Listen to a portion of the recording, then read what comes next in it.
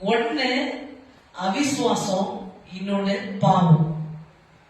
நீ ஆசீர்வாதம் பெற முடியாம உனக்கு தடுக்கிற ரெண்டு விஷயம் என்ன? அவிசுவாசமும் பாவமும்.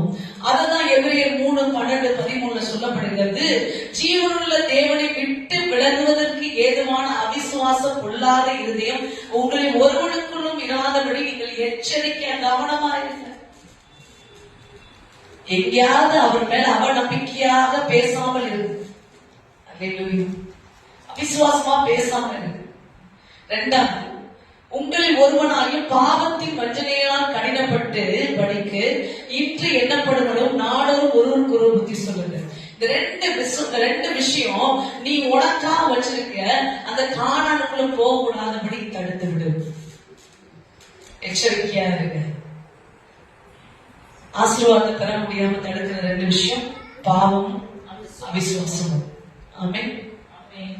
சரி, இப்ப இன்னைக்கு என்ன நம்மள ஆண்டவர் செய்ய சொல்றாரு? ஆரம்பத்துல ஆண்டவர் மேல வச்ச நம்பிக்கைய கடைசி வரை நீ வச்சிருக்க. உன் சூழ்நிலை பல விதத்துல மாறலாம். நம்ப முடியாத ஒரு சூழ்நிலையா கூட இப்ப நம்புற மாதிரி சூழ்நிலை இருக்கும், அப்புறம் நம்ப முடியாத ஒரு மாதிரி சூழ்நிலை இருக்கும். உன் நம்பிக்கைக்கு எதிரான மழைகள் உன் வழிகள் இருக்கலாம். உன் நம்பிக்கைக்கு எதிரான செங்கடல்கள் இருக்கலாம், யோர்தான் இருக்கலாம், எரிகோ இருக்கலாம். ஆனாலும் அவரை நம்பணும். ஆமென். அது எப்படிங்க முடியும்? அது உங்களால முடியுமா? ஆமென். யாரால முடியும் அப்படின்னா ரோமர் 15:13.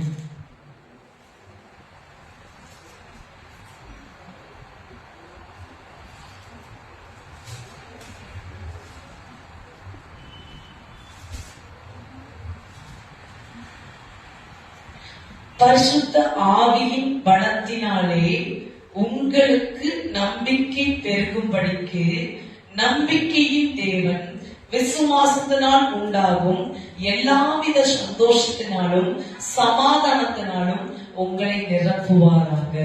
ஆமென். நீங்க கர்த்தரை நம்புறீங்கன்னா ரொம்ப சந்தோஷமா இருப்பீங்க. அல்லேலூயா. ஆனா உங்க சொந்த பலத்தினால் நம்பிட்டு இருப்பீங்கன்னா பயந்துட்டு தான் இருப்பீங்க. ஆனா பரிசுத்த ஆவியின் பலத்தினால் நம்பும் போது